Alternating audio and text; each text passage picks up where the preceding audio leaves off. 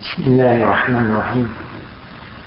الحمد لله رب العالمين والصلاة والسلام على سيد المرسلين وعلى آله وصحبه وسلم تسليما كثيرا.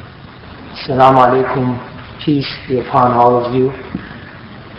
We'd like to thank the organizers. We'd like to thank the Japanese American community. We'd like to thank all of the groups who have collaborated to make this evening possible. We'd like to thank all of you for inviting us here, for putting this program together, and for keeping the memory of this tragic episode alive. As a Muslim, as it was just stated, in the dark and uncertain days after September 11th, the immediate, unconditional, sincere, strong support from the Japanese American community was immeasurable in terms of its impact, in terms of the hope it provided, in terms of the direction it gave for many, many Muslims in this country. And I feel that it is an honor for me to be here on a day established to commemorate a tragic episode in the history of your community. That it is an honor and it is an obligation for me to be here because of your efforts and your courage and your vision and willingness to reach out to our community. Like the Japanese American community, the Muslim community has seen the best of America. Your community has seen the best of America. Coming here to take advantage of the opportunities that this country had to offer and has to offer, and taking advantage of those opportunities to educate your young generations and to contribute to this country to make it better and to be part of its ability to offer those opportunities. Your community has seen that side of America, and the many Muslims who have come here from South Asia, from the Arab lands, from many other places in this world have also had the opportunity to take advantage of the best that America has to offer. And unfortunately, your community has seen the worst of America. And as the storm clouds gather, which indicate the storm, and as Representative Honda stated, that internment, that executive order did not occur in a vacuum. It occurred in a context where Japanese American, Asian Americans in general had been villainized, had been dehumanized, had been scapegoated for no reason whatsoever. So there was a context. And we see that context beginning to appear again. And as it was stated so eloquently by Representative Honda, it is our responsibility to dispel those clouds before they gather and bring about another storm that can bring a similar tragedy for Muslims or South Asians or Arabs in this country. It's our collective responsibility.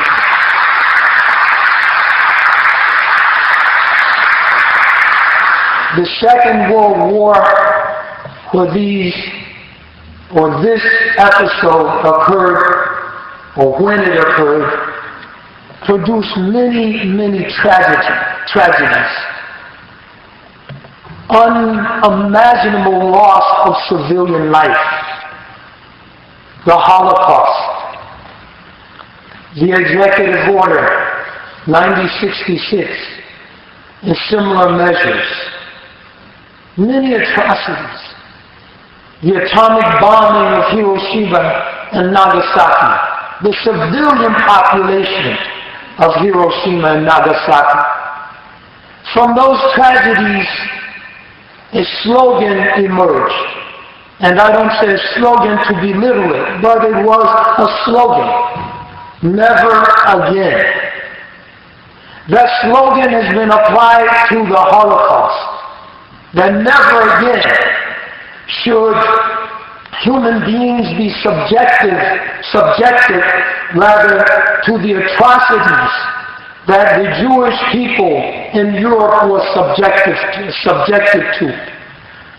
I say that we are derelict in our duty, and we are falling short in our responsibilities as citizens of this country if we do not apply that slogan, never again, to the internment of the Japanese American community at camps similar to this one displayed and modeled before us.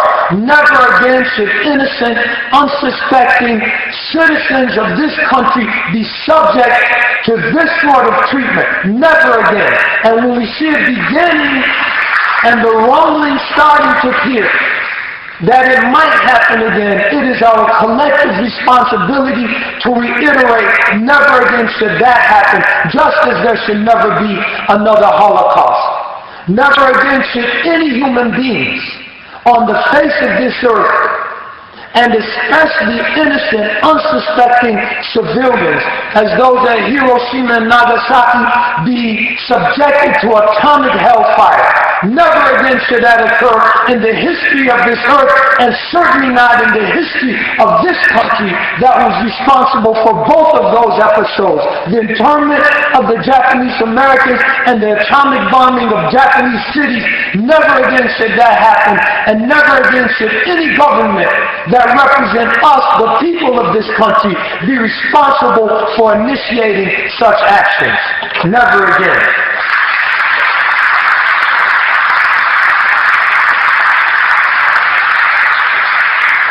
Unfortunately, we see that it is not inconceivable that such episodes may reoccur.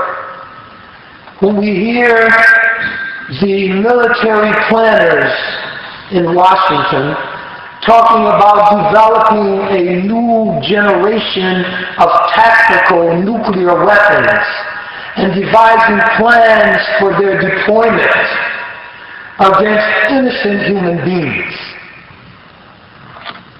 we have to be vigilant. When we hear the dehumanization, when we hear the tasteless rhetoric, the racist remarks and slurs being directed against Muslims, Arabs, and South Asians on public airwaves. Just kill the Muslims. We should nuke their cities. Drive them all out. Round them up and shoot them. AM radio, the shock jocks. In major media markets, not somewhere in the middle of Iowa or Montana, in Washington, D.C., and Boston. And the FCC says nothing. There's not even a movement to begin to censor individuals making such remarks on public airwaves. We see that it might happen again. I say that it will not happen if we collectively can follow the example of our Japanese American brothers and sisters who have shown us the best of the human spirit. After suffering the atrocities and outrages that they suffered, they're able to stand here today and speak of those events with resolution, but not with vindictiveness. This is the spirit we need in this country, in this hour of challenging crisis.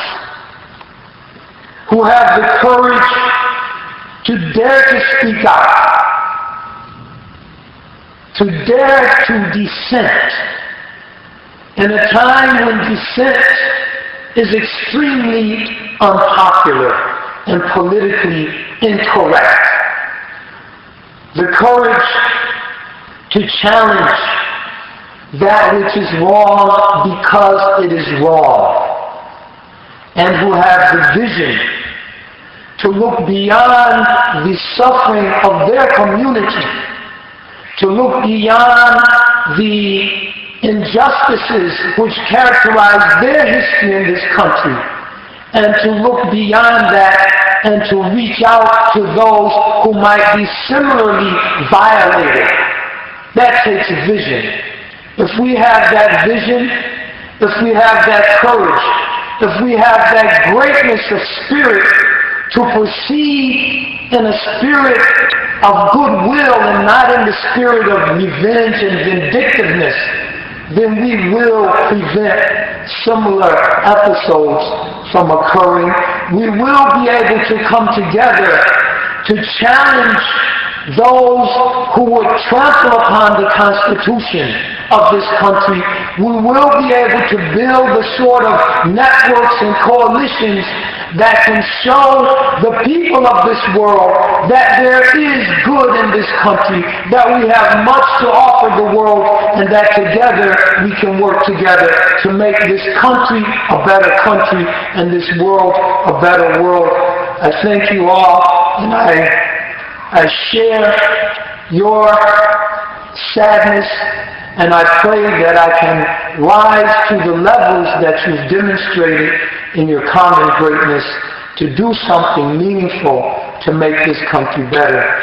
Assalamu alaikum wa rahmatullah.